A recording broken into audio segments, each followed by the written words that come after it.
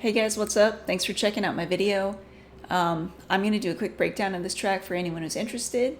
And if you're new here, my name is K-Hart. I do different types of beats here on YouTube, usually in Ableton Live.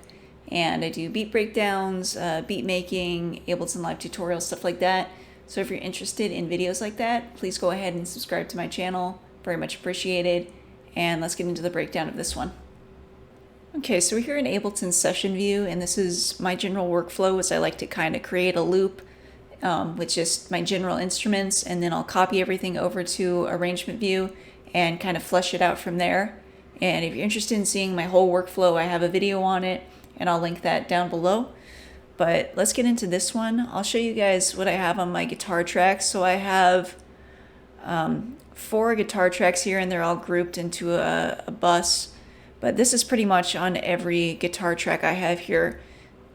So I just have a tuner at the beginning of the rack that I've created, and I have an EQ8, and then I have it running through Soothe 2, which is a really cool plugin that kind of tames harsh frequencies and resonances, and honestly it makes everything sound really nice. I use it on my pianos now too, and I didn't even realize all these things that were ringing out and eating up a lot of my headroom on my master until I put this on, and it really cleans things up nicely.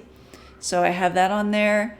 I have the VC76, which is the Native Instruments compressor, and I just have it to a little bit of compression for my electric guitar here. And then I have it running through just the stock Ableton, the blues amp, the cabinet, and this should probably be deleted. And then I have some chorus, delay, and on this one in particular, I'm using the isotope relay to actually widen it. And then all of my guitars, as you can see, they're all sending to return A, which is the Baby Audio crystalline reverb. I have it set to 100% wet here, and just an auto filter to kind of cut off some of the higher frequencies of the reverb, so that's not just hanging around taking up space. Okay, so let me show you guys the chords. These chords play throughout the whole beat, and we're in C sharp minor here. So I have my C sharp minor scale engaged in the piano roll.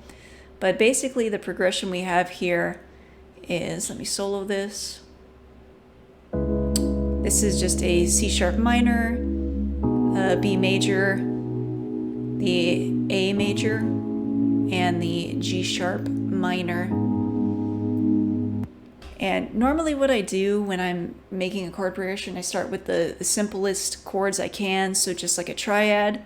So say for this first chord, it would be the C sharp,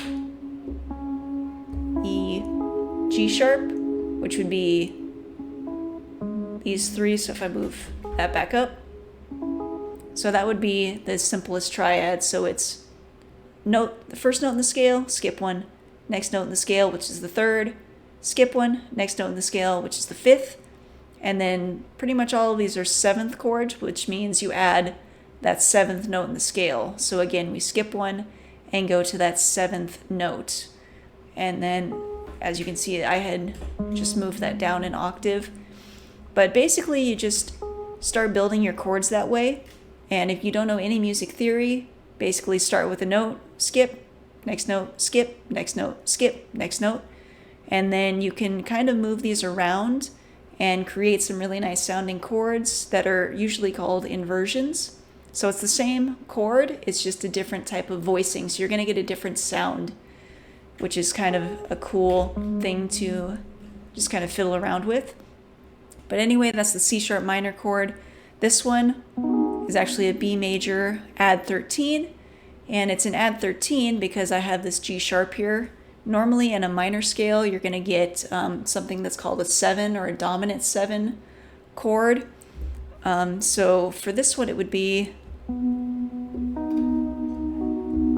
so it would be that B, D sharp, F sharp, and A, which sounds kind of tensiony, not really chill. So what I did was I moved that A down a half step to the G sharp, and this is the add 13. So not to get super involved with the music theory, but if you're interested in that kind of stuff, that's what's happening.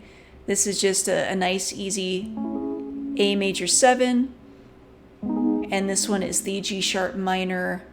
It's over the B. I actually have an extra G sharp in here, but as you can see, this would be the triad, the B, D sharp, G. So over B or slash B just means that the B would be kind of the bass note. So that's the whole progression there. And then for the sounds I'm using, I have my all-time favorite, if you've seen any of my other videos, the Stage 73, which is a Rhodes emulation.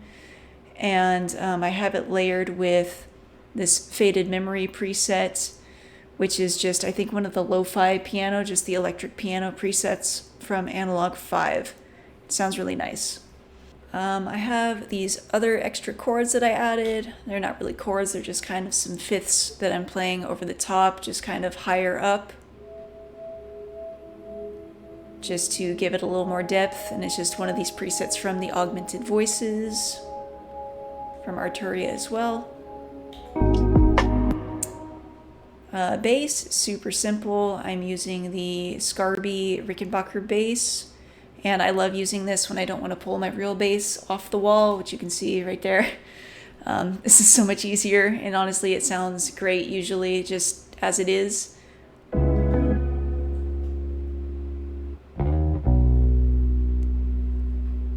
Pretty easy to just throw that into any chill lo-fi beat and it's good to go.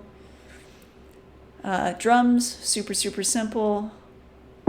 That's the kick I'm using.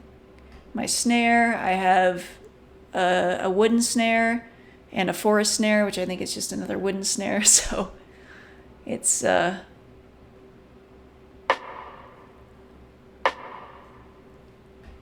that's what that sounds like. I have a lot of reverb on there just to kind of give it a little more airiness. And then the hats, I have layered this with kind of a little more clicky type of percussion.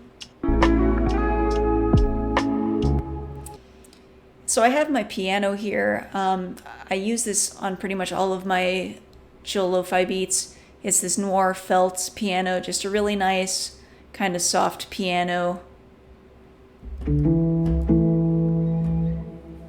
Just sounds really nice. And I have a few different melodies here, and like this is the best advice if you want to get out of a 4 or 8 bar loop and you're kind of stuck. Like pick an instrument that maybe you haven't used yet. So I've used my Rhodes piano and my guitar, and I kind of have these things looping throughout the whole beat. But then we use this new piano, and I'm pretty much playing like 3 or 4 different melodies that are different. And then you just kind of sprinkle them in throughout the whole beat, so it's not just the same thing repeating. So you can repeat the chords, repeat the guitar, you know, and then just add this new melody in, and it'll keep it exciting. So that's one of my best tips if you want to create a full track. Other than that, I have this cool little shimmery thing I made for the beginning.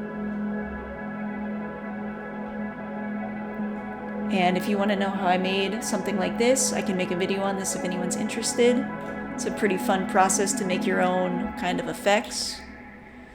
And last but not least, it wouldn't be chill lo-fi if we didn't have some rain or forest or some weird nature stuff going on. So I'm using just this rain sample from the Cymatics Life pack, and I'll link that down below. And you can pick it up for free. It's on the Cymatics website. They've got a bunch of really cool samples with ambience, and yeah, that's pretty much it. So I hope that was kind of entertaining, informative, fun. If it was any of those things, please hit the like button and subscribe, and I'll see you guys in the next video.